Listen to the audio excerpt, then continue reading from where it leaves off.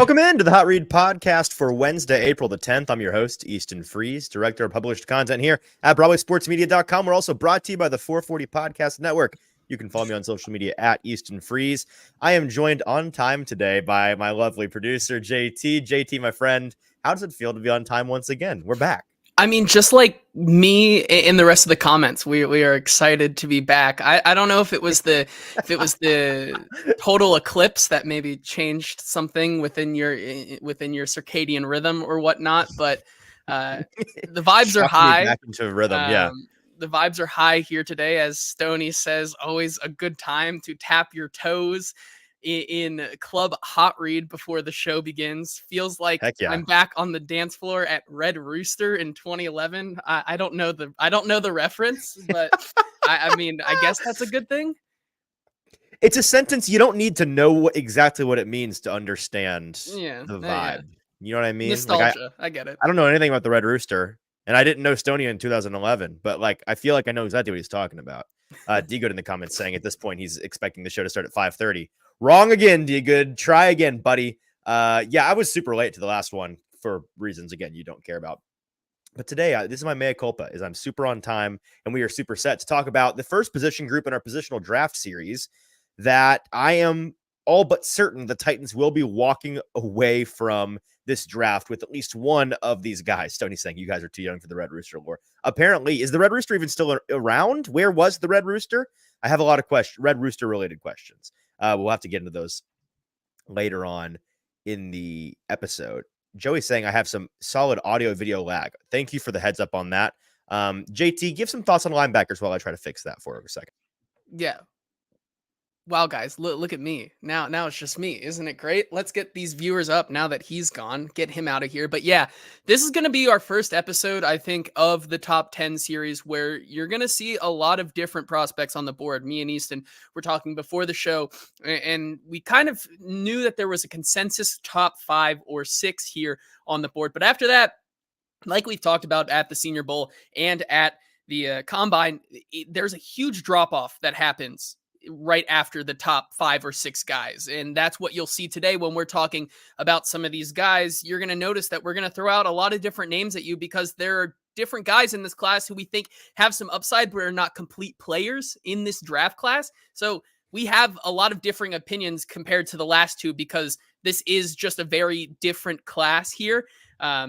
Yeah, if you want me to keep going, as Stoney says, I will give you 10 minutes on the Notre Dame linebackers while you're gone because they put a couple things on film that I really liked. And also, I just like J.D. Bertrand because he was giving us a lot of good Joe Alt stories at the Combine. So therefore, good stories equals probably a decent player. And I wanted to hope I wanted him to be on my top 10, but I kept watching the tape and I was like, I don't know about that. So maybe he'll be on there. Maybe he won't. But he did give us some good Joe Alt stories, and Joe Alt is a big fishing guy. So we learned that at the Combine. So I agree wholeheartedly with everything that now you're good. said, even though I didn't hear half of it, but I'm sure it was good. Is this better? Is this you're good now? Fixed? Yep. Good. Okay, perfect. Thank you for the heads up on that. I hate when we do an entire show and there's an issue like that and nobody mentions anything. So thanks for that shout out, Joey. Okay. So yeah, like I was saying before I left, this is the first position we've gotten to. We've covered linebacker, or excuse me, we were getting to linebackers today. We have covered, what have we covered? Defensive linemen.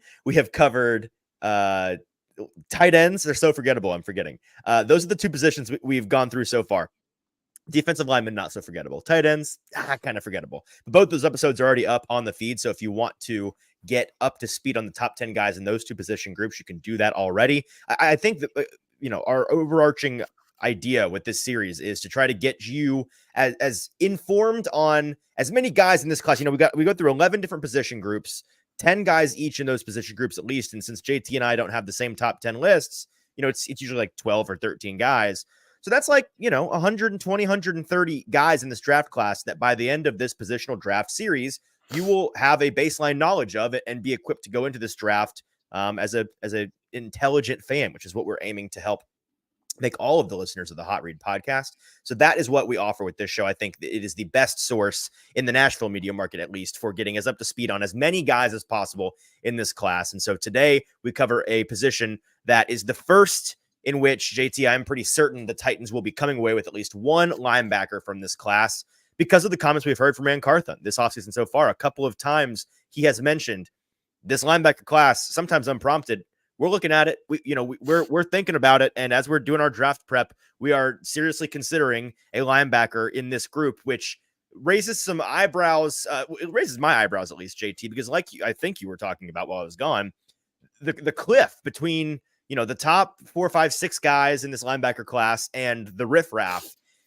In my opinion, it gets really grim really quickly after you get past I'm sitting here looking like when you get past my 5th guy, I'm not crazy about it. And when you get past my 7th guy, I'm super not crazy about it. So like my linebacker 10, 9, and 8 are guys that very much in the vein of our tight end episode where I'm giving you like one thing, this is a round 7 dart throw for me. And here's the one trait, the one thing this guy can do that I'm banking on. And that's kind of it. That's the vibe I'm going to be going for with my list. And you'll definitely hear from us is when we give you the reference numbers of where they are on the consensus big board. For me personally, I think I have maybe 1 or 2 guys on this board here who may be in the consensus like 240, 250, and he might be ahead of somebody who's maybe like 160 or something like that. It's very much just what you see on the tape and what you see as the prospect when going through this and what you like and what you think they can turn into. And I think that's where you get into, like with this class, there's a lot of uncertainty, but Ran Carthon, to your credit and to his credit, they think that they see a couple things in a couple of these guys that maybe they can turn them into those rotational pieces or full-time starters, much like the stories of old when Ran Carthon was with the 49ers and taking guys like Elijah Mitchell in the late rounds and making them an every down starter and stuff like that. Maybe there are a couple people in this draft that they really do like. So that'll be interesting to see as we get closer to draft day and on day 2 and 3. So let's dive into the top 10 linebackers of the 2024 draft. And just to clarify, if folks get a little bit confused, we had some folks with our defensive lineman episode asking, where's this guy? Where's that guy? And it's like, well, they're classified by us and by many as an edge. So we're going to get to them in the edge episode. Today is just inside linebackers. So any of the outside linebacker edge guys, you're wondering where they're on our list, they're coming in a future episode. I don't know exactly when we're going to get to edge. It'll be within the next week. So within the next couple episodes, check that one out. And that's obviously another big position need for the Titans. So the top 10 inside linebackers, JT, I've got 2 guys on my list that you don't have, and you've got 2 guys on your list that I don't have.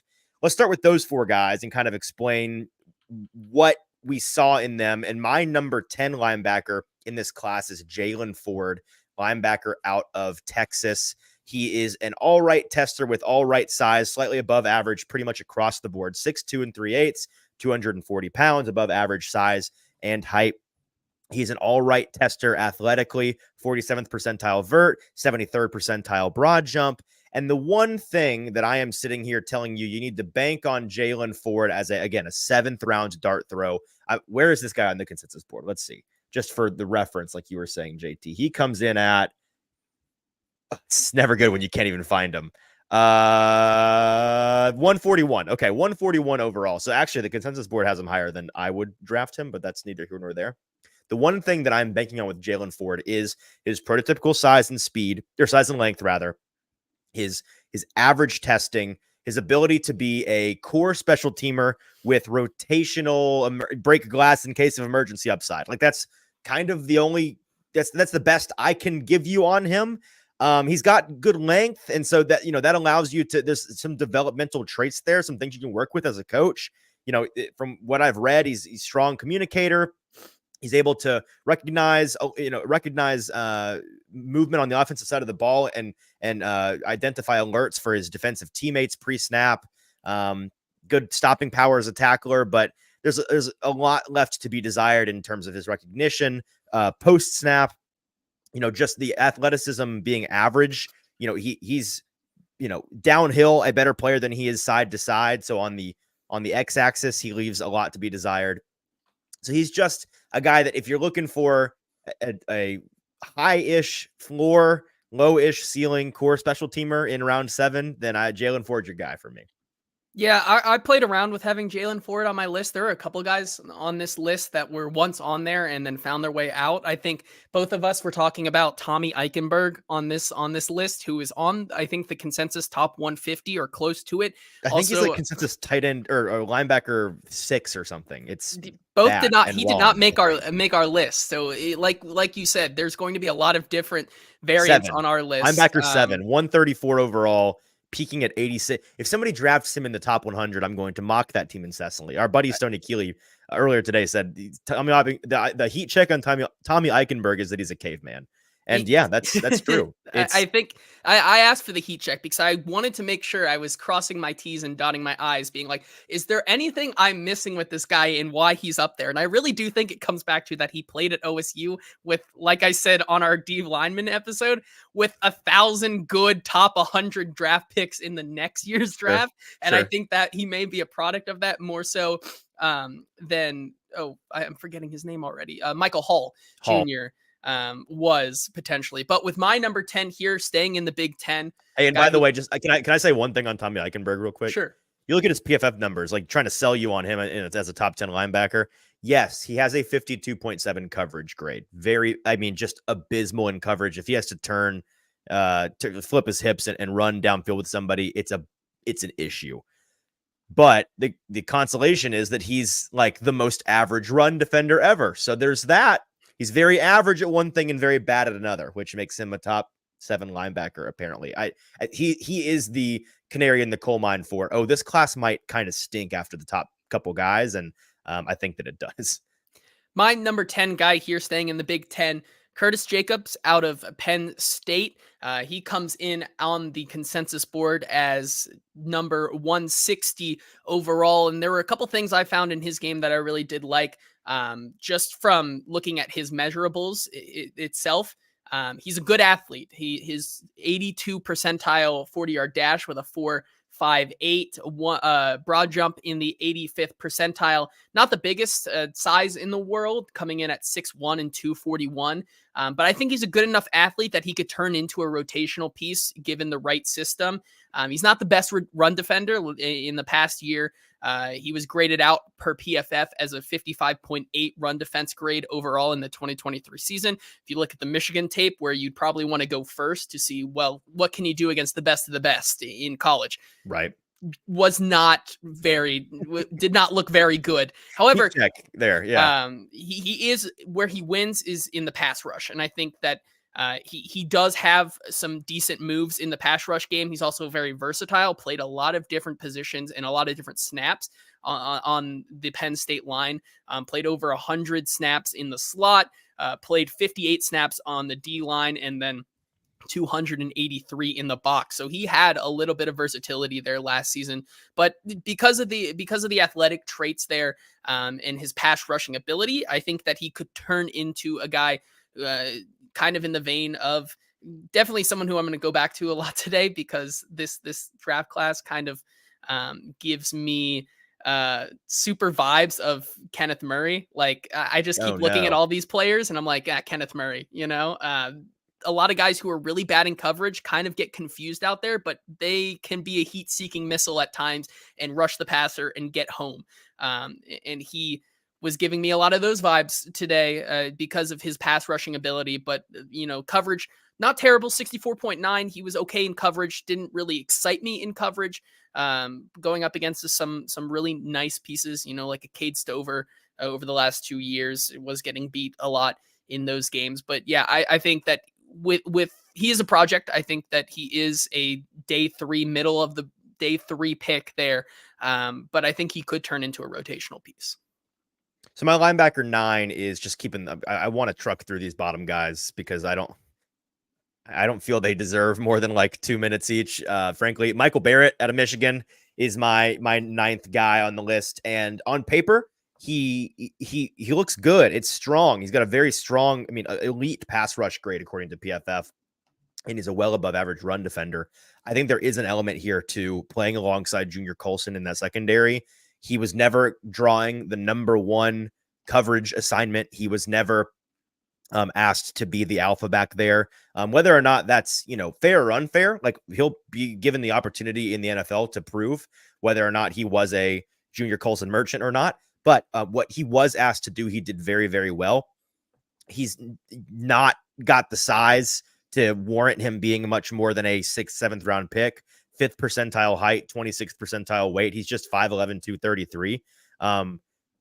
He's got good length for that height. 78-inch wingspan is 62nd percentile, so he can make up for it a little bit of his size with that length profile. But I think that he is a higher ceiling guy than a Jalen Ford, but I do wonder how much of being allowed to play alongside Junior Colson with such a small frame, never having to draw the number one assignment, really impacts what he put on paper in college. Yeah, in my number 9 guy here, kind of on the same line as you, as he had a running mate who is a better linebacker in this class. My number 9 linebacker is Nathaniel Watson out of Texas A&M. On the consensus board, he is 194. He is a running mate with Edgerrin Cooper, who is one of the projected top 3. I think you just 4. said A&M. He's from Mississippi State. Oh, Similar Mississippi State. red. Sorry. Yeah, also my SEC. bad. No, you're good. Same SEC school there, but still, Nathaniel Watson, he's a guy that I think he has a good build. He's not the most athletic, but his 4.63 40 does show on tape. But he doesn't make a lot of mistakes in his game. 5.4% missed tackle rate this past season. Played a lot in the box. That's where he's going to play for most of his game here. But the build that he has is really nice and really promising to take a dart throw on. He is one of those guys that I mocked to the Titans in my first mock draft 1.0 in the full 7-round mock. We saw him at the Senior Bowl, and he was impressive, I thought. He was one of the guys in round 7 that I had them taking a dart throw on because of the size that he brings. 93 percentile wingspan, 69th percentile in height, 6'2" and a quarter. He's got the traits to build into a good player. In college, he was really productive as well. 16 coverage stops, which was tied for 43rd best in the nation, and then 30 run stops, which was top 100 in the nation. I think he's got the size and the build to become a good player at the next level. It just depends if he's given the time and which team gives him the right dart throw. All right, so the next 8 guys on our list, we both have in our top 10. So we've got 8 more guys to get to, which we're going to do in just 1 second. But first, if you're watching with us live on a Tuesday afternoon, we appreciate you being here. You know the deal. Help us out by making sure you're subscribed to Broadway Sports Media on YouTube. If you're not watching there already, what are you doing? Get over there. Go to YouTube, search Broadway Sports Media, and find this live stream on that channel. And while you're there, make sure you're subscribed. If you can hit like on this live episode, that helps us in the algorithm and all these things. Again, just 2 clicks of your mouse could help us tremendously if you like and subscribe real quick. And one last thing I got to ask, of course, be subscribed on wherever you get your podcast, Apple, Spotify, wherever else people get podcasts. I don't know. What other podcast apps are there? I guess like Amazon, maybe. Google Play. Google Play, sure. If you're shout out to our 7 Google Play listeners, I suppose. The other thing that I want to ask is I have a survey going on. It's like an annual survey of the Titans draft round 1 scenarios where I basically have listed what I think is the all-encompassing 11 things that could happen for the Titans with their first round pick. And I'm asking you all to rank them. I'm trying to get as large a sample size as possible because then I take all of the rankings, I categorize them, I rate them, and then we get a numerical representation of what the Titans masses would most to least prefer happen with the Titans first round pick. And that is already up. It's been up for about a day over on my Twitter account. So if you can go in, it's like one of the 4 most recent things on my feed. So if you can go and find that, there's a list there. They are numbered 1 to 11. And all you have to do is reply with a numerical listing of your not what you think is most likely, but your personal preference from best to worst case scenarios. So an example response would be like 1, 4, 7, 11, so on and so forth, 1 through 11. That's all I need from you. Short and sweet. I know it will take a second for you to think about, but unlike all the politicians that have lied to you in your life, your vote does matter here. And we are getting close to a 200 answer sample size, and your vote can impact what the result is. And I think it's a really cool exercise. So help me out by going and doing that. Stoney, this is reminders for you. Please go and fill out your survey. I'm not going to do the final tally until like, I think, and we're going to talk about it on Thursday. So you have until Thursday's episode. Please get it done today or tomorrow, and that would help me out big time. Okay. Back to the linebackers, JT. Which guy? Let's talk a little bit about Trevin Wallace out of Kentucky. He is my linebacker 8. He is your linebacker 7, and we're starting to wade into the territory of guys that actually get me going a little bit. Like they actually pique my interest, if I'm being 100% honest. And with Wallace, from a physical standpoint, very average size, 6'1", 237, 45th percentile-ish height and weight, but very athletic. 84th percentile vert, 92nd percentile broad, 93rd percentile 40-yard dash. So he is a kind of like Kenneth Murray style athlete back there. He's not quite the size, I believe, as Kenneth Murray. I think Kenneth's a little bit bigger, but an athletic linebacker who had some underwhelming production in college. He's more of a raw ball of clay to be molded than a pre-molded plug and play guy. And that's why he's lower on my list, just because, in coverage, in run defense, he's got an all right missed tackle rate of 11.5%, but in general, he left a good deal to be desired on tape. But you saw the athleticism, you saw the traits, you saw what an NFL team, an NFL coach could theoretically work with. And that's why I think he's we're into like the 5th, 6th round territory, in my opinion, on the consensus board. He comes in at 130 overall. So that's a mid 4th round pick, I believe. Yeah, and with that athleticism, you find it especially on tape. The tracking and chase speed shows up there, especially with that above average missed tackle rate. Being able to maybe miss the tackle and still track a guy down. Like you said, the 93rd percentile 40-yard dash with that 4.51 40, you can see the speed on tape there. But like you said, not a lot of production, and that is why I also wrote down, I put in quotations, Kenneth Murray tendencies. And what I wrote about that is that he overreacts a lot to different concepts and he struggles to respond. That's where you can really see the flaws in his game. 58.6 coverage grade this year in 2023, according to PFF. Wasn't the best and most efficient in coverage this year. But like you said, athleticism makes him a great prospect and a project at the next level. By the way, on Mock Draftable's database, Kenneth Murray is an 82.9% size and athletic profile match to a Trevin Wallace. So, you could maybe frame it as maybe not the best fit for the Titans then. Well, not for the Titans. I agree 100%. And where did Kenneth Murray? He was a former first round pick, second round pick. Correct. First round. Okay, yeah. So you could frame this as, hey, Kenneth Murray, you're getting a former first round. You're getting 82%. You're getting 82% of a first round prospect on day 3, a fourth of a round discount. Don't ask about how that guy, after that guy's rookie contract, what his financial situation became. But yeah, that's what you're getting. Okay, let's go. Let's see. Let's do Marist. Out of Notre Dame. He's my number. Okay, hang on. Another last name I've got to pronounce or attempt to pronounce. Marist Liufau. Liafu? I'm not 100% sure. Do you have a better idea? Liufau was closer, so okay. You can go with that one. Liufau. Let's go with Liufau. Marist Liufau, which I'm probably wrong about. Linebacker out of Notre Dame. He's my 7th overall linebacker. He is your 6th overall linebacker. You texted me earlier today like, hey, this Marist kid, I like what I'm seeing. What did you see?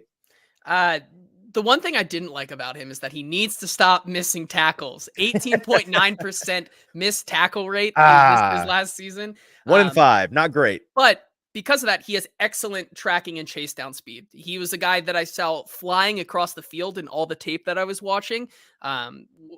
Everywhere where the play was on the edge, he was there and he was able to get there. And you can kind of see that with his 4.64 speed in the 40-yard dash, and especially even though that is only 67th percentile, his 10-yard split of 1.59 is 70th percentile. So that explosiveness you can kind of see in his game.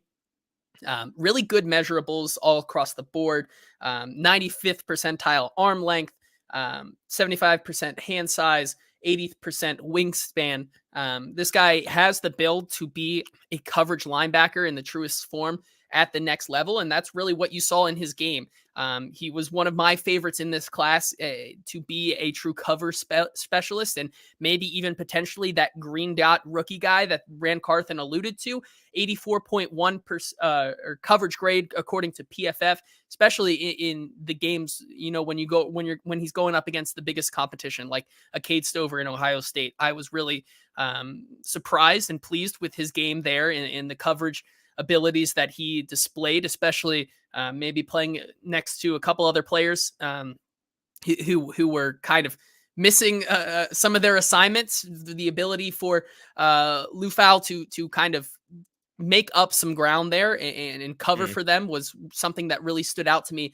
So when you start to talk about who were some of the linebackers in this class that could be the best coverage linebackers, I think that he could be one of these guys. On the consensus board, I believe he's almost top 100. I think he's right around there. If not, he has fallen to 145, 145, but he's peaking at 72. So he's all around the board right now. I believe on PFF's draft board, he's around the 100. He's right at number 100, I believe. But I think like I said, coverage is his biggest thing. If the Titans were looking for a coverage guy in round 4 and some of their other guys were gone that may be better at coverage, I think that he would be a good pick for them. Yeah, I like Marist a lot as well. His general profile is he is, a powerful downhill linebacker who still excels in coverage. And on Mock Draftable database, in terms of athletic size comparison, he best comps to the top 3 guys here, roughly 90% the same physical profile as a Darius Leonard, Edgerrin Cooper, another rookie linebacker who we'll talk about on the episode a little bit later, and then Bobby Okereke, who are all, two of the one is expected to be a future starter in the NFL, and 2 have been or were starters in the NFL for a good long time. So, being well above average in pretty much everything but his weight, where he's 30th percentile, just 239.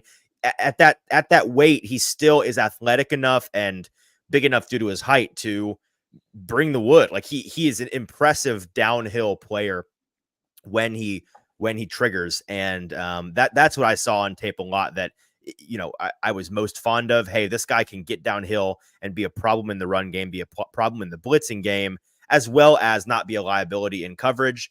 That's the mark of a linebacker who's versatile enough, I think, to work in the NFL as an actual starter.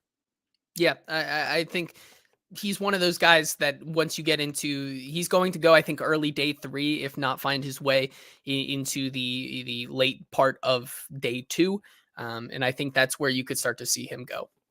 Okay, keeping it moving here. And this, for my money, is where we get into linebackers that I think are actual potential impact draft picks early, like in the next year or 2. These next 6 guys we're going to talk about are guys that I think you could add to your team and have reasonable hope that they're going to have an impact on your football team. Not to say that all the guys we've mentioned so far can't, but I think you're going to have to find the right situation, get a little bit lucky, and hit on a lottery pick a little bit. These top 6 guys are a little bit different for me.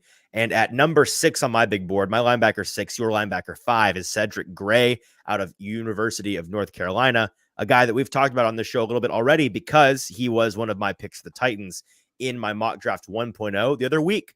That should tell you I like him in particular as a fit for the Titans due to the fact that while he's a little bit on the raw side, he does excel in coverage. He's got the prototypical profile from an athleticism standpoint to be a reliable coverage linebacker, something the Titans need opposite of a Kenneth Murray. Now, from a size standpoint, 6'1", 234, below average in both of those regards, but a 70th percentile 10-yard split, 67th percentile 40, 68th percentile vert, 68th percentile broad jump, very consistent, very well above average athlete in that way. But when you look at his coverage ability, according to PFF, his coverage grade is 78, an elite grade, below average missed tackle rate. He's fine as a run defender. The size, the athleticism is a little bit limiting not the athleticism, just the size profile, I think, is what's limiting most in that way.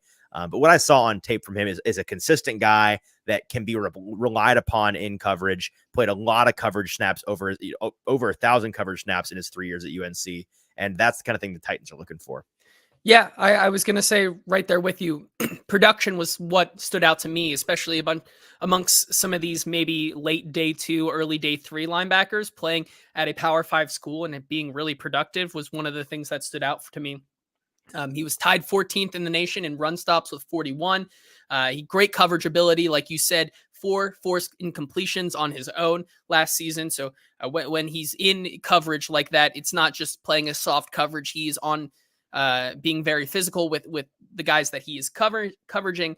And he's one of the few linebackers in this class I would feel comfortable going up against competition in the slot. And that's something that you could really see in his game. Played 76 snaps in slot, which was almost the most he had in his career at UNC. He played 80 of them in 2021, but did play 773 snaps in the box. So a consistent player across the board. I think the one thing that you can find in his game because of his size there, he's not as effective in the running game, in the run defense game. And that's kind of a product of his size, not being able to get in there and be a force in a game record there. But like you said, the measurables make him a decent athlete and maybe worth a look on a day 3. I think currently on the consensus board, he's 93.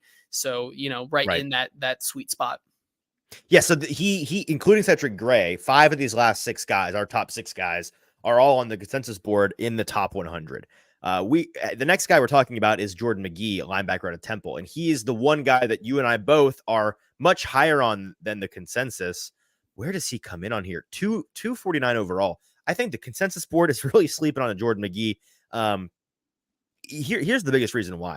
When you look at his production, yes, he's playing at Temple. He's not playing, he's playing Miami and Rutgers and Navy, but so he's not UAB, Tulsa. He's not necessarily playing the top competition, but against lesser competition in college, he put up some really, really fantastic just numbers in the stat sheet, right?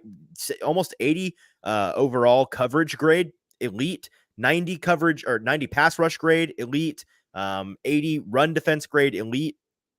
Where he lacks a little bit is the depth of run tackle, his run tackling, his run defense, kind of a similar profile to a Cedric Gray, because from a build standpoint, he is on the small side, 6'1", only 228 pounds. That's 11th percentile weight. So he could stand to bulk up a little bit. But as an athlete, man, 10-yard split, 88th percentile, 40-yard dash, 88th percentile, vert, 68th percentile, broad, 85th percentile. Really strong athlete, a guy that you trust to move side to side horizontally on the field and not let a guy get an edge on him. Catch a skill player running a sweep or on a screen. Like this is a guy that can fly around back there. And when you watch on tape what he was able to do in college, again, against slightly lesser competition, he looked like an NFL caliber player out there because of his domination, in my opinion. Yeah. Athlete. He's one of the best athletes in this linebacking class. And you can kind of see through his game through 2021 through 2022 to 2023, he continued to get better and better. And I think that's what you want to see from a prospect from one of these types of schools. I think he's my linebacker 7 or 8 on my list, mostly just because of that. I think I'm kind of more in line with the consensus board that maybe playing at a school like Temple maybe gives him a little bit of a knock, but because of the athletic traits, I think he's worth the dart throw in any of those day 3 picks for the Titans in a 5th or a 6th round.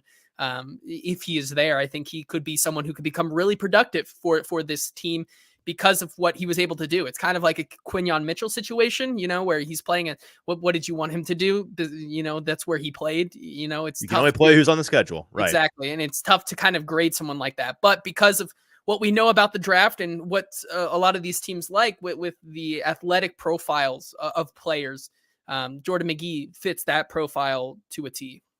And I want to make a point about how he would be a unique positive fit for the Titans in the way that you alluded to right there, JT. He would be a guy they could add in the 6th or 7th round, I believe, that could be an impact player for them. Maybe not immediately, but down the road. The reason I think he would fit, not just with what the Titans need from a personnel standpoint, but with the ideology that the Titans' new coaching staff, new defensive coordinator has laid out, they want to be aggressive. They want to be downhill. They want to be in the offense's face, being offensive in their defending, if that makes sense, not being reactive, but being proactive. And McGee fits that bill exactly. Despite his, concern size-wise, the play demeanor is active, consistently active and aggressive. He high football character, on-field intelligence in his scouting report. He's the kind of guy that's going to get after it and be a Denard Wilson type of guy if he were to join the Titans. And that's why I like him a lot for this team in their fit. Moving on to the top 4 guys here, just to kind of make it clear, this is another tier break for me. According to the consensus, this is definitely another tier break. These top 4 are the clear top 4, in my opinion. And this is where you get into an interesting conversation with the Titans. Like, they sure could use one of these guys, but they're going to have to use a day 2 pick on them. And the Titans only have one day 2 pick, which is 38 overall. And that is too rich for any of these 4 guys, in my opinion. I would not be crazy about, I would like these guys on the Tennessee Titans, but not at the 38th overall pick. I don't like that value one bit. And so if they were to add one of these guys, I would imagine it comes with a trade back in the second. So a later second round pick or a third round pick that they acquire in a trade. That's how they got to get that done. And JT, that's the eye of the needle that, based on their rhetoric, they seem to be wanting to thread, but I just don't know if they're going to be able to. Yeah, it's going to be tough, right? As it always is, they don't want to give too much away. It'd be hard to say, hey, we're going to trade back and then, kind of give that away. It's going to be a very lucrative process here in the next 3 to 4 weeks. And it's not going to come probably until that Friday when we're on day 2, right? Like, we're not going to know exactly how this is going to play out until then, but probably not. They really have been alluding to trying to maybe move back, as that 38 could become a really, really nice position, especially if we kind of see the smoke clear on a quarterback like Michael Penix Jr. or Bo Nix. I think 38 right there could be a very interesting possibility for a team wanting to look to move up to secure one of those.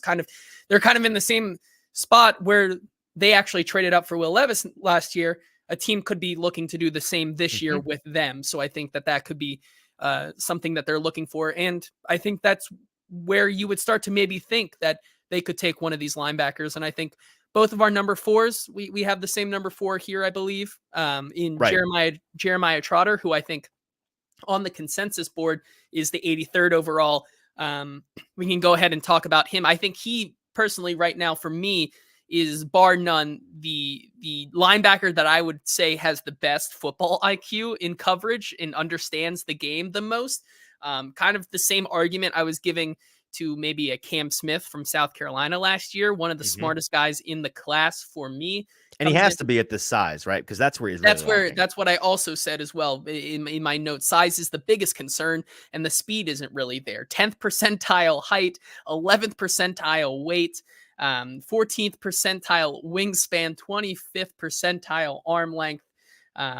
Did not do the 40, but even then, the 3-cone and 20-yard shuttles both are sub 50 percentile, not the best athlete in this class. But where does he make up with that? He makes up with it in big brain, baby, in the IQ and his production on the field. 82 coverage grade, 16.3% missed tackle rate.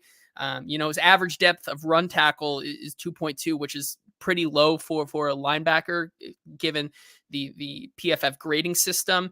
But I do think he was productive in college. He was 14 sacks during his time at Clemson. So he was in the right spot. He knows where to go on the field, to make his name known and make his presence felt. So that consistency over the last 2 years for Clemson has to be worth something, especially playing at a school like that. So I think given all those things, he'd be worth a pick, a selection in round 3 if the Titans were to trade back and find themselves in that position. But like you said, right now at 38, I agree with that, to be honest with you. Interesting. Okay. And I'll explain why in a minute. I'll let you finish, but that's tough for me. But like you said, I would not look at him in the second round. Yeah, Trotter is a nice player. He's going to be a useful player at the next level. Do not get me wrong. And the reason why he is not higher on my list is because of the way that he seemed. I think he's kind of maxed out already. I don't see this guy as having a high ceiling at all. He's got a very high floor, and I think he's there. I just don't know how much more he has to offer to a team. It's not an age thing. He's only 21 years old, but at 6 foot 230, below average athlete, he is leaning so heavily on that IQ, and he's able to put himself with his technique and his understanding of the fit and the scheme in the best position to succeed. At the next level, I'm not positive how much that is going to translate when he is, playing up against guys that are just as smart as him and are twice the athlete that he is, twice the size that he is, in some cases, twice of both that he is. That concerns me a little bit. So I think it's gonna matter where he goes, the situation he's put in, for a team to recognize his limitations and allow him to do what he does best, which is outsmart the opponent and be really fundamentally sound. So I think that he will be a useful player at the next level, but that ceiling is really low for me, and that's why I think he's my fourth linebacker. And if you spent the 90th overall pick on late day 2, late round 3 pick on him, I'd be fine with that. But before that, I would have a lot of questions, to be honest with you. Yeah, I think, and that's where I think they would get him. If they're moving back 5 spots to get the 90th overall pick, I think that's where you start to look at him potentially. And then with that 4th round pick, you can start to look at some of the cornerback positions or wide receivers there and address it, or vice versa. You can do both because, like I said, and like you alluded to there, I think more times than not, teams are going to look at that size and think that is a pretty glaring issue. Yep. All right. So that brings us to the top 3 linebackers in this class. A pretty unanimous top 3. All 3 of these guys are inside the top 60 on the consensus draft board. And they are Peyton Wilson, linebacker out of North Carolina State, Edgerrin Cooper, linebacker out of Texas A&M, and Junior Colson, linebacker out of Michigan. JT, they are both of our top 3 linebackers, but we have them in a pretty different order here. Let's start with Edgerrin Cooper out of A&M. He is my linebacker 3. He's your linebacker 2. So you like him a hair more than I do. Let me just I'll give my 2 cents on him, and I'll allow you to respond to the allegations here. Everything on paper from Edgerrin, you have to be a fan of, from production to size to athleticism.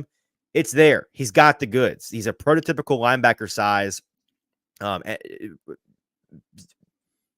Actually, he's not as heavy as I thought he was in my head. So I guess I got that mixed up. He's actually a little bit below average weight, but well above average in height. So maybe a hair smaller than the prototypical size, but well above average athlete, which is what I'm ultimately getting at here.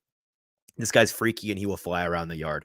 93rd percentile 40-yard dash, ran a 4.51, 88th percentile 10-yard split. So he's got the quickness to go with it. 57th percentile vert and broad, so above average in both of those categories from a twitch standpoint. Very, very long athlete because of his height. It allows him to be a 95th percentile arm length guy. So he's a little bit on the slender size, but the athleticism and the length are absolutely there. And the college production is there, right? He was an elite pass rusher, an elite run defender, and an elite coverage guy, according to PFF. All 3 of those grades off the charts. 58 tackles in his final year of college, played pretty consistently as a run defender or a guy in coverage, not too often being sent on a blitz, but when he did, he was able to get home. Slightly above average missed tackle rate, doesn't really concern me all that much. All of those things on paper, not concerning at all, indicative of a top 50 overall pick on a linebacker that you'd want. And then I turn on the tape, and there's something about Edgerrin Cooper that gives me a little bit of the heebie-jeebies. There's something off about it. It doesn't impress me the way. It's fine. It's not bad. It's fine, but he doesn't have the moments where I'm like, that's a guy that I'm banking on as a top 50 pick. That's a guy that I think has wild upside. That's a guy that matches the athleticism that you see on paper for him. Did you have a similar experience in watching him, or maybe that was just me? That's a really interesting idea because I think you're looking at him maybe in a light that he isn't. I don't think he is that. He doesn't have the superstar caliber upside, but okay. I think that, we're on the same page, I guess. That but that's maybe the expectations. I don't think I was ever asking him to be that in this linebacker class. Okay. I think the coverage grades, maybe that's also because he plays a little different style of coverage that Texas A&M asked him to than maybe you looked at in a couple of these other different linebackers. He wasn't playing deep down the field in his coverage, and I think that's a big clarification when you look at a guy between like Marius Lufau from Notre Dame, who was playing all over the field, versus an Edgerrin Cooper who stuck to his assignments. And I think that with that he wasn't asked to play all up and down the field. However, I think that he has more of the technical ability in the intangibles here than most linebackers in this class have for just up and down the board. And that's why I think Edgerrin Cooper, his all around game makes him my number 2 on this board. He's a guy that I think also may suffer from the narrative of, well, this was his best season, and before that, what did he do before that, and versus what did he do just this year? I think he falls into that category in that conversation. But just looking at it objectively from this year in the ability to make that leap, I think that you're seeing what he can be at the next level. And Stoney here chiming in saying it wasn't just me, he got it too. But to be fair, his astonishment was based on Daniel Jeremiah having him ranked in the 20s. So yeah, like I think like Stoney would say, just like me, I see him as a top 3 guy in this class. I see him as a guy worthy of a day 2 pick. I just don't know if a top 50 pick is doing it for me on Edgerrin Cooper, but we'll see. Because like you're saying, we all see here, he's got the goods from an athletic profile. He's got the goods from a production standpoint in college. The tape left a little bit to be desired for me. The next 2 guys, the top 2 guys here. Well, actually, my number 1 guy is Junior Colson, linebacker out of Michigan. He's your number 3 guy. So let's let the prosecutor go first. JT, you're not as high on him as I am, and then I will be the defense of Junior Colson. What makes him the 3rd linebacker in this class, in your opinion? It's just not.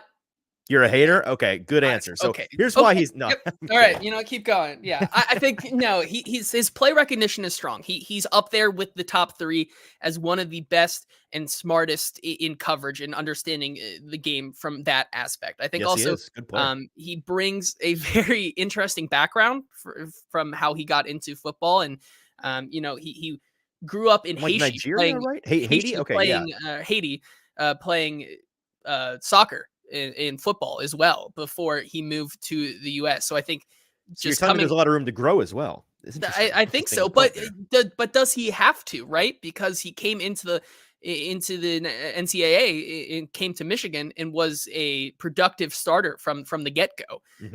But I think that there are a couple things that he was fine his first season, but the past 2 very strong seasons for him. I think what we're getting at here is that when you look at the numbers, I think he is one of the best, if not the best, coverage linebacker in this class. However, agreed. I think going through the offseason process and up to the draft, we don't have a lot of those agility testing numbers, and I think that's what's keeping him as that linebacker 3. Now, if he tested that, I think that there may be a true conversation where he is the consensus linebacker number 1. But just because of that, right now, he does not fit that bill.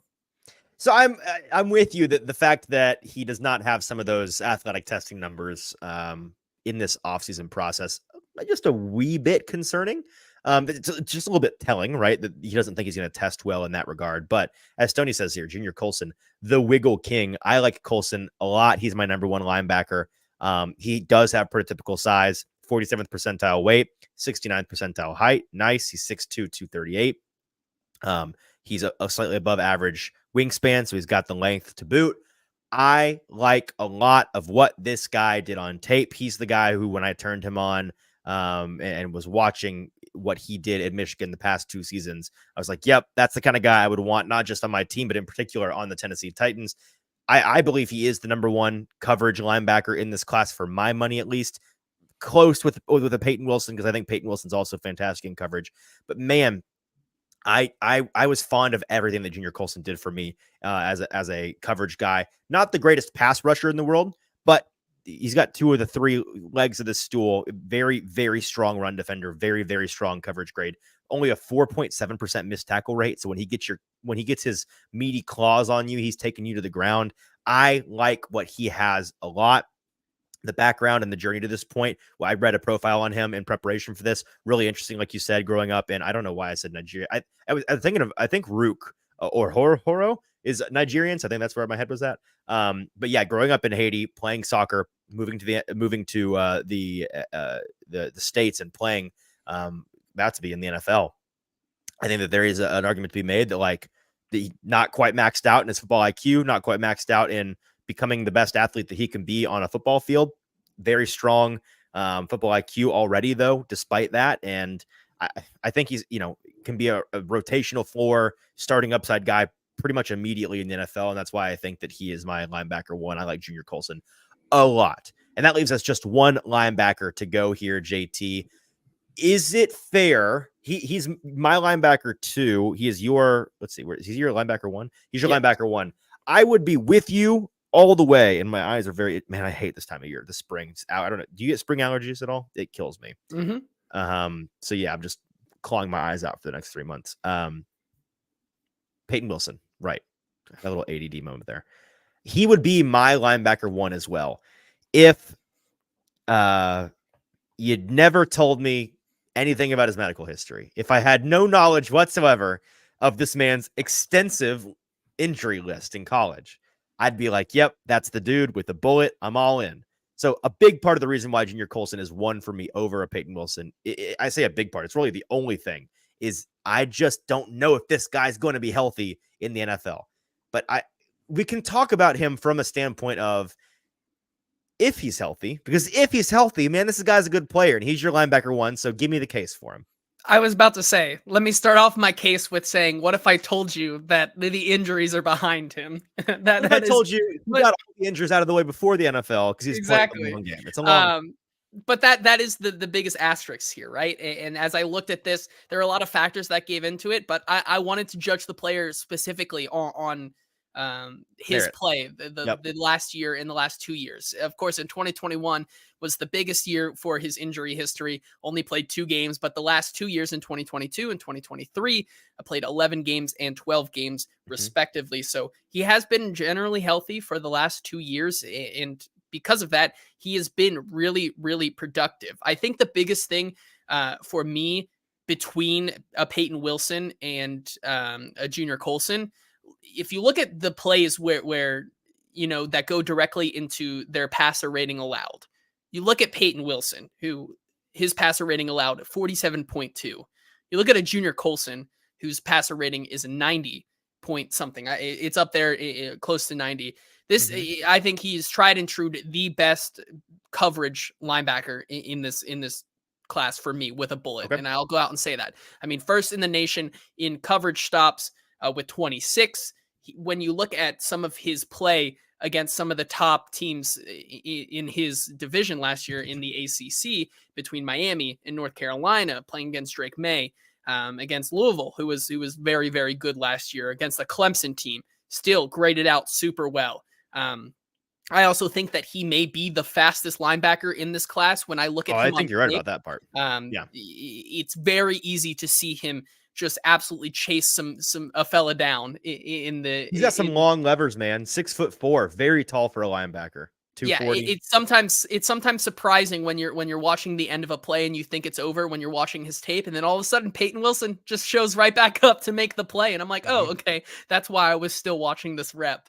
But even then, versatility in his game, played 490 snaps in the box last year, but then also played 173 on D-line, 44 in the slot. I think he has versatility in both in pass rush and in coverage. I think his knowledge of the game also is very, very good, which makes him my all-around number 1 linebacker. And the reason why I was okay taking him with the 38th overall pick in my mock draft 1.0. I think that he is the guy. If you want a guy to let wear the green dot, set it and forget it, and know that you're probably going to have the most success from the get-go, I think that you're looking at Peyton Wilson to be that guy. And if NFL teams and their doctors check him out and they believe that's what he can be, then I will defer to that. But the injuries do concern me. If the injuries aren't a thing, like you said, I think that he's easily the linebacker in this class that is the most scheme proof. I think that he could be a starting linebacker in pretty much any defense because of what he has to offer he's really a true triple threat. I think that he is a equally impressive run defender and coverage player to a Junior Colson for me. The big difference is that he's also really, really good pass rusher as well. He can get after it because he's got that crazy speed. He can shoot a gap before the lineman can see him coming and close it up. He can get around the edge if needed. So like all of that stuff is there, man. It's really I'm with It's you a that he's gamble. my It's number a one guy gamble, with a bullet right? if the injuries weren't a thing. But man, the And injuries are a thing. certainly on day 2, if the Titans were to select him at 38, I would already start quaking in my boots because knowing that he has to deal with that history and the Listen, what comes don't with that. worry about it. They've Don't worry about it. rehauled everything. Yeah, They've yeah, overhauled it. It's no, fine. They fixed it. for sure. But still, it would give me pause. But it would, yeah, I think would be the perfect answer to their current green dot problem for this team. He's why I like I said, I mocked him in my first 1.0. I actually didn't even mock him at 38. It was in a trade back with the Pittsburgh Right. Steelers. I think I had him around 52, which I believe on the consensus I board feel better about he's that right for around sure. there, I right? feel I better think he's about right that. around I think he's above that. 52, Big dog. He's 53. 40. He's 40 overall on the consensus board. Really? So. Okay, so we moved up.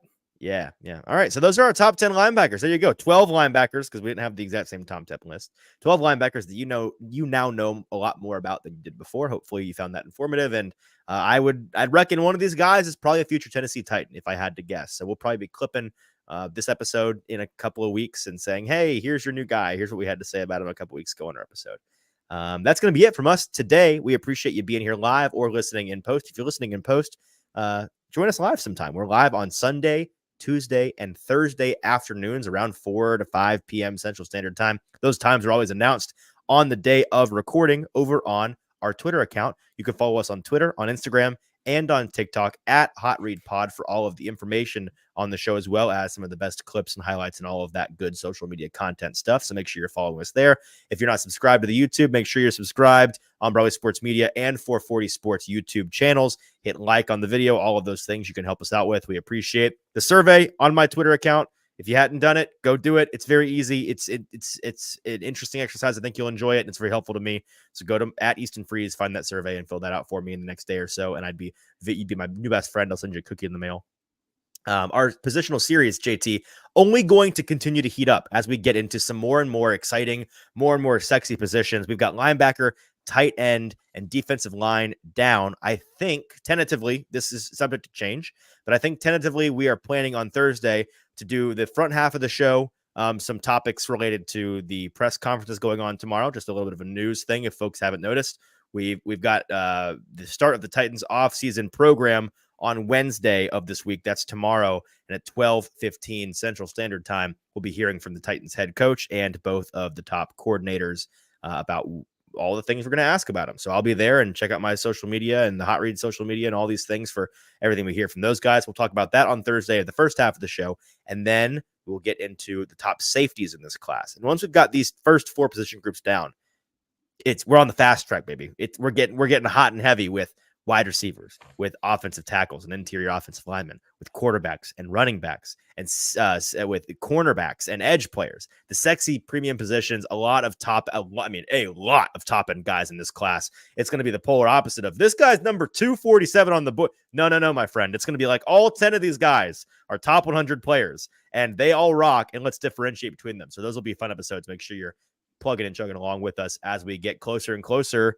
Where are we 3 weeks out from the draft? 2 weeks from tomorrow, I think the draft is.